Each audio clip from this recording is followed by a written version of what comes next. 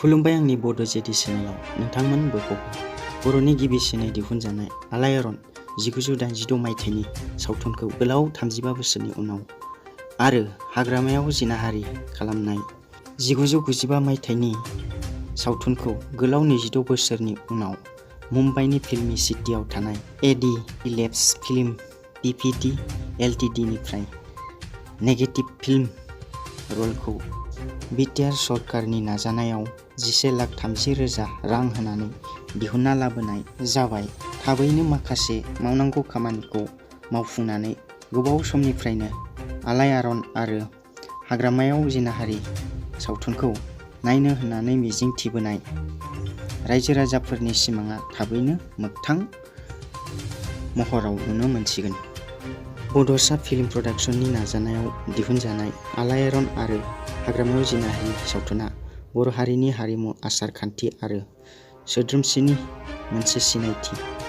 जोबोद खम समनि गेजेरावनो जायफोर बर' सावथुन आरो सुंद' सावथुनफोरा नेशनेल फिल्म फेस्टिभेलाव आरो इन्टारनेशनेल फिल्म फेस्टिभेलाव बाहागो मोननो हानाय, बैफोर सावथुनखौ डिजिटेल आर्चिभ खालामनाय हाबाफारिया थाबैनो जागायजेनसिगोन आरो बेजों लोगोसे बर'नि गेजेराव थानाय जेसेबां सिनेमा दं आरो नीलेश्वर देंखोनिफ्राय लानानै बर'नि जेसेबां मेथाइफोर दं गासैखौबो बुथुमनानै क'क्राझाराव थानाय बड'फा कालचारेल कमप्लेक्सआव दोनथुमनाय आरो दिन्थिफुंनायनि राहा लाबाय।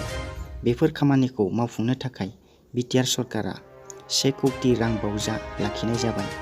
माहारियारि दाफुंनाय हाबाफारियाव बिटिआर सरकारा जेब्लाबो गोख्रों बिबान लालांबाय थागोन होनना सुलुङाव मिथिनाय जादों।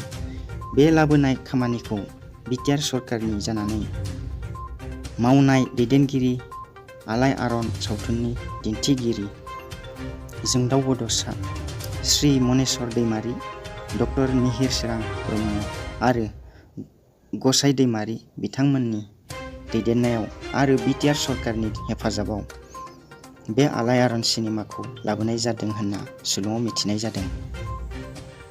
आंनि रादाबा बेसेनो। गोजोन्थों।